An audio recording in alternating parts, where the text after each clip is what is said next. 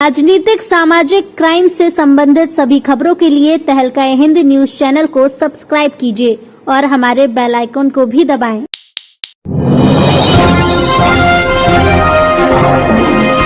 पूरे देश के साथ साथ उत्तर प्रदेश के जनपद मुरादाबाद में अनेक संगठनों द्वारा स्वर्गीय प्रधानमंत्री चौधरी चरण सिंह की जयंती मनाई गई। इसी क्रम में समाजवादी पार्टी जिला कार्यालय पर 23 दिसंबर बृहस्पतिवार को भारत के स्वर्गीय प्रधानमंत्री चौधरी चरण सिंह की जयंती पर उन्हें याद कर नमन किया गया। इस अवसर पर समाजवादी पार्टी के नेता कार्यकर्ता बड़ी तादाद में मौजूद रहे। जयंती कार्यक्रम के बाद आगामी 2022 के चुनाव के संबंध में मुरादाबाद देहात 27 विधानसभा चुनाव के संबंध में पार्टी के कैडर एक बैठक आयोजित की गई। इसमें प्रत्याशियों को किस तरह से विजयी बनाए इस पर रूपरेखा तैयार की गई। इस मौके पर मुरादाबाद समाजवादी पार्टी जिला अध्यक्ष टीपी यादव, महानगर अध्यक्ष शानी अली शानू, विधानसभा 27 अध्यक्ष मोहम्मद जावेद ने पत्रकारों को बात करते हुए कहा।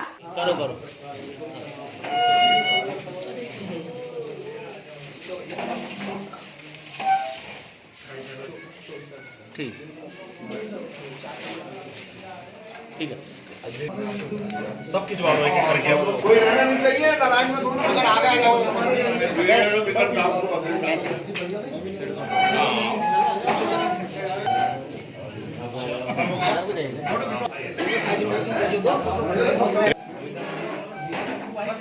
हाँ, तो ये सब बातें नहीं है जी।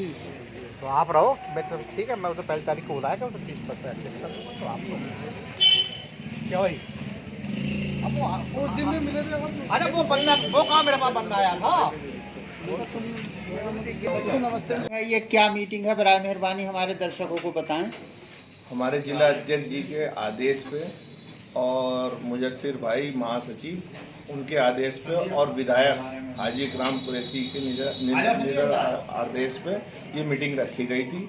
इसमें विधानसभा 27 मुरादाबाद देहात के जितने भी सेक्टर अध्यक्ष हैं सबको बुलाया गया था। सब लोग आए हैं और बूथ कमेटी के लोग भी सब हैं और सबको जिम्मेदारी सौंपी गई है कि हर बूथ का ध्यान रखना है, बूथ और बहुत मजबूत करके लड़ाना है। जिला अध्यक्ष यही निर्देश दिए कि सब लोग एक होके और जन जन तक ये पहुंचाओ भैया जी की नीतियां और वोट के लिए कहो। देश के नहीं दुनिया के जाने माने किसानों की आवाज़ उठाने वाले, किसानों की बेहतरी के लिए काम करने वाले नेता थे। आज उनको नमन किया गया है, उनको याद किया गया है और उनके बताए हुए रास्ते पर किसानों के मसीहा चौधरी चरण सिंह जी के जन्म जयंती के मौके पर समाजवादी पार्टी के कार्यकर्ताओं ने उनको याद किया और आज समाजवादी पार्टी जनपद मुरादाबाद के सभी कार्यकर्ता यहाँ उपस्थित रहे और आज आदरणीय चौधरी चरण सिंह जी की जयंती के अवसर पर समाजवादियों ने ये प्रण लिया है कि हम इनके आदर्शों पर चलते हुए उत्तर प्रदेश में जो है भारतीय जनता पार्टी की सरकार हिंदुस्तान की गंगा यमुनी तहसीब को बर्बाद करने पर तुली है, इसको उखाड़ फेंकने का काम करेंगे और 2022 में एक सेकुलर और अच्छी सरकार बनाएंगे। चौधरी चरण सिंह की जयंती पे क्या कहना चाहेंगे? जाओ सुन लो। चौधरी चरण सिंह जी की जयंती आज और मैं चाहूँगा कि चौधरी चरण सिंह जी को असली जो जयंती होगी वो जब ही होगी जब अखिलेश जी यहाँ 2022 में मुख्यमंत्री बनेंगे और जयंत चौधरी जी की इस सरकार में भागीदारी। आप चौधरी चरण सिंह जी के साथ रह चुके हैं, क्या कहना चाहेंगे उनकी शख्सियत के लिए? चौधरी चरण सिंह साहब जो थे लौह पुरुष थे, हिंदुस्तान का गौरव थे और किसान मजदूरों की जो किसानों का अन्नदाता थे, उन्होंने किसानों को मतलब ये जो मजदूर था उसे किसान बनाया। भूमि जी चौधरी साहब जो थे उनके जीवन में अजीब रूप है। उन्होंने मुख्यमंत्री रहे देश के, प्रदेश के प्रधानमंत्री रहे, उनके काम अनोखे थे। उन्होंने मजदूर, किसान और जो पिछड़े अति पिछड़े उनके लिए जो आवाज़ उठाई थी, आज वो आवाज़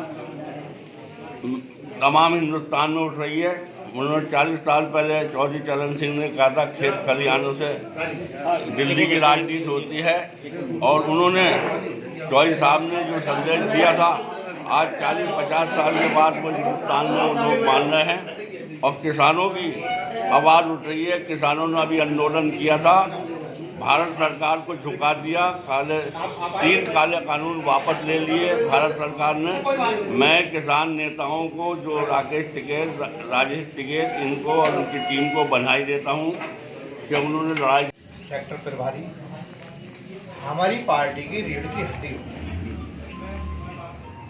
जिनका बूथ लेवल एजेंट का, विधानसभा कमेटी से हमारी पार्टी के नेता और जो वहाँ कैंडिडेट चुनाव लड़ेंगे, उन सबसे तालमेल करके आपको वोट डलवाने का काम करना है। और वोट डलवाने में इस बार देखिए सख्ती बहुत रहेगी। तो मैं आपसे ये कहना चाहता हूँ, पोलिंग बूथ पर तो दिखावा कम होना चाहिए। हमारे लोग घरों से वोट लाएं, निकालें, उन पर काम करें, फ़ोन से संपर्क करें। जो लोग बाहर हैं उन्हें बुलाएं पहले से, और जो सेक्टर प्रभारी हैं अपने आसपास के सेक्टर प्रभारियों से तालमेल बना के चलें, अपने आसपास के नेताओं से तालमेल बना के चलें, तो फिर आपको कभी कोई दिक्कत होगी नहीं। और अगर आप लोगों ने कमर कस ली और ये सोच लिया कि हमें अखिलेश यादव साहब की सरकार बनानी है, तो आपको कोई रोक नहीं सकता। दूसरी पार्टी जिससे हमारा चुनाव है, कांग्रेस का कोई जिले में जनाधार नहीं है, बहुजन का इस जिले में कोई वोट का जनाधार नहीं है, ना उनके कैंडिडेट लड़ है। हमारी जो लड़ाई है वो भाजपा से निश्चित रूप से सब लोग मांगे, और भाजपा के ना किसी नेता पे, ना एमएलए पे, ना एमपी पे, ना बताने के लिए कोई उपलब्धि नहीं है कि वो एक काम बता दे, हाँ हमने साथ तुम्हारी ये सड़क बनवा दिया, तुम्हारे बच्चे की नौकरी लगवा दी। बेरोजगारी इतनी है, लोग खपा हैं। केवल विकास के नाम पर वोट मांगना, कोई चुनाव में हिंदू मुस्लिम की बात हमें कोई नहीं करनी है। चुनाव कॉमनल नहीं होना चाहिए, समझ गए? चलना। किसान भाई हमारे गांव में बहुत नाराज हैं, वो तैयार बैठे हैं। उनके बीच जाए के बाद बताओ, अभी एक नई बात कर रहे हैं कि उनके खातों में कुछ पैसा डालेंगे। अरे 1 महीने के लिए डाल देंगे 2000 रुपए, चुनाव डाल देंगे, आचार संहिता तो लग जाए, काम खत्म हो जाएगा। जीवन किसान का थोड़ी कट जाएगा। गन्ने का पेमेंट तो कर नहीं रहे, खाद के कट्टा एक कम कर लिया, रेट दुगने कर दिए, बिजली का बिल दुगना कर दिया। और ये बताओ, बात असली बात ये है बताने की, एक तो बच्चों को रोजगार मिलेगा। कुछ बड़ी बात ये है कि 300 यूनिट तक बिजली फ्री होगी गांव देहात में। अगर आपने ये बात पहुंचा दी तो आपकी सरकार बनने से कोई नहीं रोक रहा, और आपका कैंडिडेट निश्चित रूप से जीतेगा। जो कि किसान के घर की फ्री और किसान के ट्यूबवेल के फ्री। किसान केवल बिजली से निजात चाहता है, एक बार किसान की सड़क ना बने, लेकिन वो राजनीतिक, सामाजिक, क्राइम से संबंधित सभी खबरों के लिए तहलका हिंद न्यूज चैनल को सब्सक्राइब कीजिए और हमारे बेल आइकन को भी दबाएं।